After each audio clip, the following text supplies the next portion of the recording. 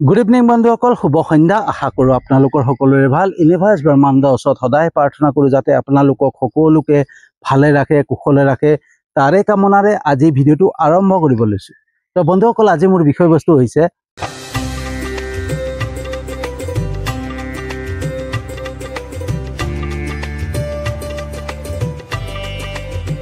কণমানি জীয়েকৰ বাবে ৰক্ষা পৰিল এটা পৰিয়ালৰ। আহমেদাবাদৰ চৰ্দাৰ বল্লভভাই পেটেল বিমানবন্দৰত উপস্থিত হৈছিল এটা পৰিয়াল। ৰাকেশ মেহতা, তেওঁৰ পত্নী অনিতা, তেওঁৰ পুত্ৰ আৰিয়ান আৰু তেওঁৰ একমাত্ৰ কণমানি জীয়েক কাব্যা। তেওঁলোকৰ উদ্দেশ্য আছিলে লণ্ডনলৈ যাব। বহুত দিনৰ এটা পুৰণা সপোন পূৰা কৰিবলৈ গৈ আছিলে তেওঁলোক। ৰাকেশ মেহতাৰ পুত্ৰ আৰিয়ানৰ এটা সপোন আছিলে যে লণ্ডনৰ সেই ডাঙৰ মিউজিয়ামটো চাব। সকলোৰে এটা সপোন লৈ পেলাই, এটা উদ্দেশ্য লৈ পেলাই বিমানবন্দৰত উপস্থিত হৈছিল। আৰু বিমানবন্দৰত উপস্থিত হোৱাৰ লগে লগে ৰাকেশ মেহতাৰ কণমানিৰ জীয়েক 8 বছৰীয়া কাব্যাৰ জেদত লাগিলে। তাই জেদ কৰিলে যে মই যেতিয়ালৈকে মন্দিৰত নাযাওঁ, মই যেতিয়ালৈকে মন্দিৰত গৈ সেৱা নকৰোঁ, তেতিয়ালৈকে মই বিমানত নুঠো। তাইৰ জেদ দেখি পেলাই বাপেক ৰাকেশ মেহতাৰ খং উঠিলে, কাৰণ ৰাকেশ মেহতা আছিলে নাস্তিক। ৰাকেশ মেহতাই ভগৱান ঈশ্বৰ বিশ্বাস কৰা নাছিলে। তেওঁ এজন ডাঙৰ বিজনেছমেন আছিলে। তেওঁ বিলাসিতা জীৱন উপভোগ কৰিছিলে, সকলো আছিলে, কিন্তু তেওঁৰ এটা বস্তু নাছিলে, ভগৱানৰ প্ৰতি আস্থা, ভগৱানৰ প্ৰতি বিশ্বাস। আৰু তেওঁৰ সেই বিশ্বাস নথকাৰ বাবে কাব্যাৰ সেই জেদটো দেখি পেলাই তেওঁৰ খং উঠিলে। আৰু খঙতে জীয়েকক গালি পাৰি দিলে, এই যাত্ৰাৰ সময়ত, এই যাবৰ সময়ত তই এইবিলাক কিহৰ জেদ ধৰিছ?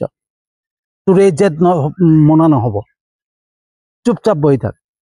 আৰু বাপেকৰ খং দেখি পালে জীয়েক কাব্যাৰ চকুলো ওলাই আহিলে, সেমেকি গ'ল তাইৰ মনটো। তাই মনতে ভাবি আহিছিল, তাই ভগৱানক অটুট বিশ্বাস কৰে, তাৰ বহুত আস্থা আছিলে জীয়েকৰ, আৰু সেই আস্থাই তাই ভগৱানৰ ফালে টানি আছিলে। তাই ভগৱানৰ ওচৰত দৰ্শন কৰিবৰ কাৰণে মন মেলি আছিল। কিন্তু বাপেকৰ সেই খং দেখি পালে তাইৰ মনটো সেমেকি গ'ল। আৰু যেতিয়াই তাইৰ মনটো সেমেকি গ'ল, তেতিয়া মাকে বাপেকক উদ্দেশ্য কৰি, ৰাকেশ মেহতাক উদ্দেশ্য কৰি পেলাই অনিতাই ক'লে যে তাই যেতিয়া মন কৰিছে এবাৰ মন্দিৰত যাবলৈ, ব'লা পটকে গৈ আহোঁ, এতিয়াতো সময় আছে ফ্লাইটলৈ, তো আমি একবাৰ গৈ আহোঁগৈ। কিন্তু বাপেক আছিলে নাস্তিক। বাপেকৰ সেই খং বেছিকৈ উঠিলে, আৰু খং বেছিকৈ উঠি পেলাই অনিতাৰ ওপৰতো হাত দাঙিয়ে গ'ল। তুমি এই যাত্ৰাৰ সময়ত তুমি কি কৰিছা? তুমি জীয়েকক এইবিলাক শিকাইছা, ভগৱান ঈশ্বৰ এইবিলাক ক'ত আছে? কোনে কয় ভগৱান আছে বুলি? আৰু তুমি এইবিলাক তাৰ মূৰত সোমোৱাই পেলাইছা। এতিয়া তাই সেইবিলাক কথা কৈ আছে, সেই বুলি কৈ পেলাই মাককো খং কৰিলে। আৰু যেতিয়াই মাকক খং কৰি কাব্যাৰ আৰু মনটো বেয়া হৈ গ'ল। কাব্যাই আৰু মনটো সেমেকাই পেলালে। আৰু যেতিয়াই কাব্যাই মনটো সেমেকি যোৱা দেখা পাই পেলাই ককায়েক আৰিয়ানে বাপেকক আকৌ এবাৰ অনুৰোধ কৰিলে যে দেউতা, তাই জেদত আছে, তাই কেতিয়াও নামানে, মন্দিৰত নোযোৱাকৈ কেতিয়াও বিমানত নুঠে, গতিকে তাইৰ কথাটোৱে মানা, ব'লা আমি মন্দিৰৰ পৰা আহোঁ। বাপেকেও চিন্তা কৰিলে যে এতিয়া তাই যেতিয়া জেদত লাগিছে, তাইক একবাৰ আকৌ সুধিলে যে কাব্যা ব'লা, তো আমি লণ্ডনত গৈ পেলাই লণ্ডনৰ মন্দিৰত তোমাক দৰ্শন কৰাই দিম, তুমি তাতে গৈ পেলাই সেৱা কৰিবা। কিন্তু কাব্যাৰ জেদত থাকিলে। কাব্যাই ক'লে মই যেতিয়ালৈকে মন্দিৰত সেৱা নকৰোঁ, তেতিয়ালৈকে মই বিমানত নুঠো। আৰু সেই জেদ দেখা পাই পেলাই বাপেক ৰাকেশ মেহতায়ো মান্তি হৈ গ'ল। মান্তি হৈ পেলাই তাইক লৈ মন্দিৰ পালেগৈ। মন্দিৰত গৈ পেলাই কাব্যাক সোমোৱাই দিলে। কাব্যাই মন্দিৰৰ ভিতৰত সোমাই গ'ল। সোমাই গৈ ধুনীয়াকৈ হনুমান মন্দিৰত হনুমান চালিচাখন উলিয়াই পেলাই ধুনীয়াকৈ গাব ধৰিলে। তাই এনেকুৱাকৈ সুন্দৰকৈ হনুমান চালিচা গাইছিলে যে বাপেকেও এটা মুহূৰ্তত থৰ লাগি চাই আছিলে। পুতেক আৰিয়ানেও মূৰ তল হৈ গৈছিলে। পুতেক আৰিয়ানৰো ভগৱানৰ প্ৰতি ইমান বিশ্বাস নাছিলে, কিন্তু তাইৰ সেই আধ্যাত্মিকতা দেখা পাই, তাইৰ সেই প্ৰাৰ্থনা কৰাৰ পদ্ধতিটো দেখা পাই পেলাই আৰিয়ানৰ মূৰটো তল হৈ গৈছিল। বন্ধুসকল, কাব্যাৰ এই আধ্যাত্মিকতা ভগৱানৰ প্ৰতি বিশ্বাস সেই তেতিয়া সোমালে যেতিয়া 3 বছৰ বয়স আছিল। 3 বছৰ বয়সত কাব্যাৰ জ্বৰ হৈছিলে আৰু বেছিকৈ জ্বৰ উঠাত হস্পিটেল লৈ গৈছিলে আৰু হস্পিটেলত ডক্টৰে কৈছিলে যে আপোনাৰ ছোৱালী আৰু নাবাচে। ৰাকেশ মেহতা আৰু তেওঁৰ পৰিয়াল ভাঙি পৰিছিলে। কিন্তু অনিতাই, ৰাকেশ মেহতাৰ পত্নী অনিতাই গৈ পেলাই মন্দিৰত, হনুমান মন্দিৰত গৈ পেলাই প্ৰাৰ্থনা কৰিলে, বহুত প্ৰাৰ্থনা কৰিলে আৰু বহুত প্ৰাৰ্থনা কৰাৰ পিছত ৰাতিপুৱালৈ কাব্যা সুস্থ হৈ আহিলে। আৰু যেতিয়া কাব্যা সুস্থ হৈ আহিলে ভগৱানক বহুত ধন্যবাদ দিছিলে, ভগৱানৰ কথা কৈছিলে। আৰু তেতিয়াই যেতিয়া হনুমানৰ কথা কাব্যাৰ ওচৰত কৈছিলে তেতিয়াৰ পৰাই হনুমানৰ প্ৰতি অটুট বিশ্বাস হৈ পৰিছিলে, অটুট আস্থা হৈ পৰিছিলে 8 বছৰীয়া কাব্যাৰ। আৰু কাব্যাই তেতিয়াৰ পৰাই হনুমান চালিচা বুকুৰ মাজত ৰাখি থয়, অনবৰতে হনুমান চালিচা পঢ়ে। স্কুলত যেতিয়া গৈছিলে স্কুলৰ লগৰ ল'ৰা ছোৱালীয়ে তাইক হাঁহিছিলে, তাইক উপলঙা কৰিছিলে, তাইক তাচ্ছিল্য কৰিছিলে, যে পণ্ডিতাইন পণ্ডিতাইন বুলি জোকাইছিলে। তেওঁৰ কাব্যাৰ যোনটো ভাল বন্ধু, কাব্যাৰ ভাল বন্ধুজনো গেম খেলি খেলি কৈছিলে তই এইবিলাক পূজা পাতল এইবিলাক বাদ দে, এই গেম খেলচোন, লাইফটো মস্তি লাগে। কিন্তু তাই মনা নাছিলে। তাই আহি পেলাই মাকক সকলো কথা কৈছিলে আৰু চকু সেমেকি হৈ আহিছিল। মাকে তাইক সান্তনা দিছিলে। কিন্তু কাব্যাই কৈছিলে যে হনুমানজীয়ে মোৰ কথা শুনে, তাতকে আৰু মোক একো নালাগে। আৰু সেই কাব্যাই যেতিয়া মন্দিৰত যাবৰ কাৰণে জেদ কৰিলে তেতিয়া বাপেকৰ বেছি খং উঠিছিল। কাৰণ এদিন বাপেকে তাইৰ যোনটো হনুমান চালিচা, সেই হনুমান চালিচাখন লুকুৱাই থৈ দিছিলে।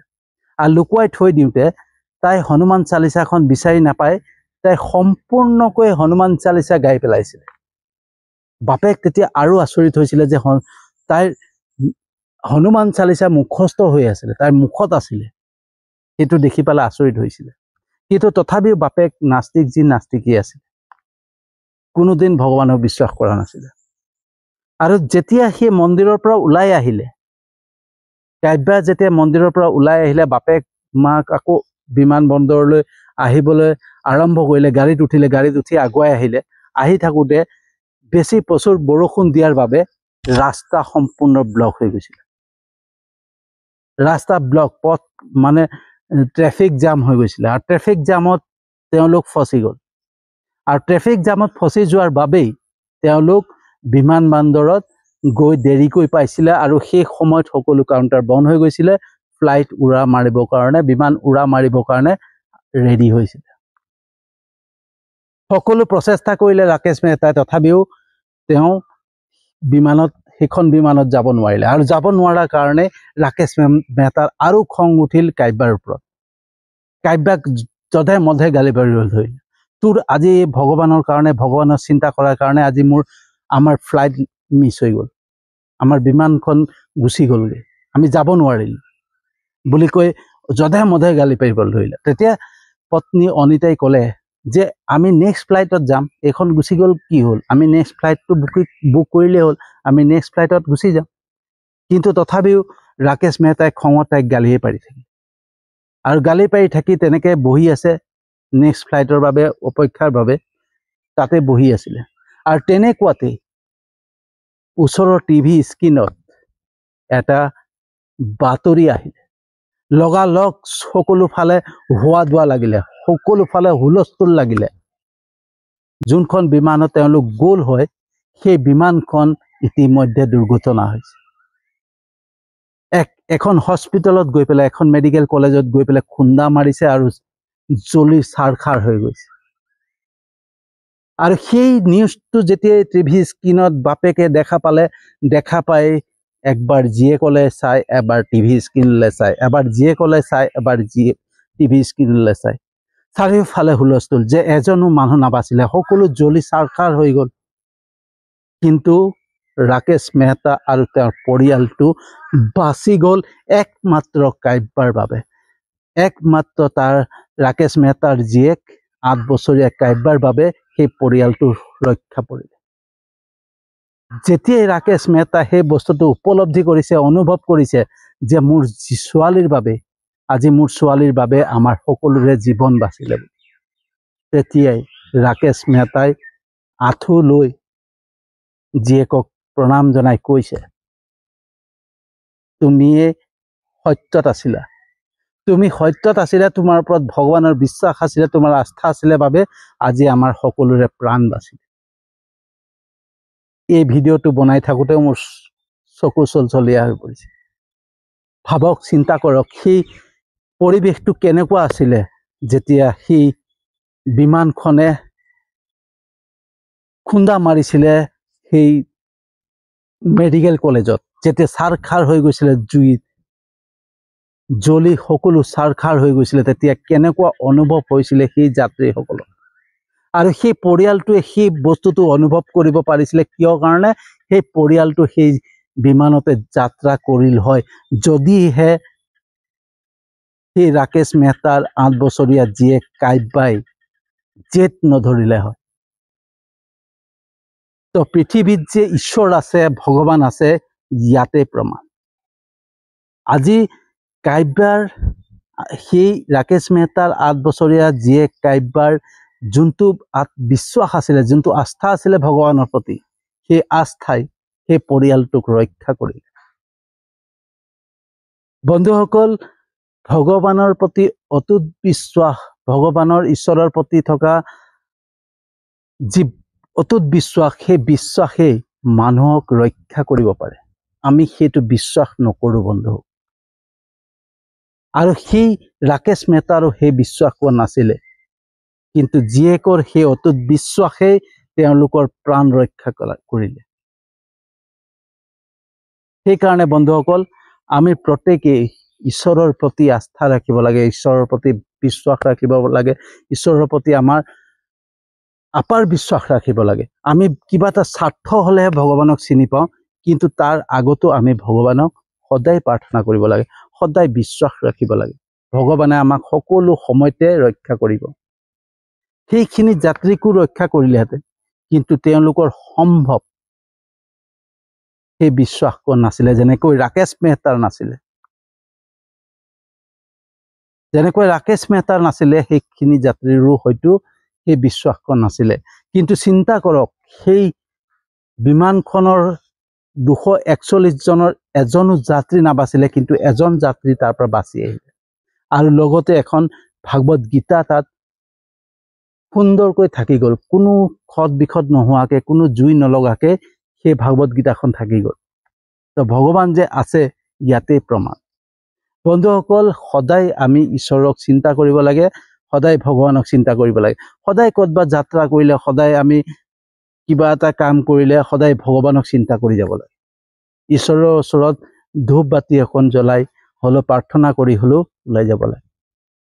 আমাক সদায় ৰক্ষা কৰে, ইয়াতেই প্ৰমাণ। তো বন্ধুসকল, কেনেকুৱা লাগিলে জনাব ভিডিঅ'টো। ঠিক আছে, ভিডিঅ'টো মই গুগলৰ পৰা কালেক্ট কৰিছিলোঁ, এই ৰাকেশ মেহতাৰ কাহিনীটো।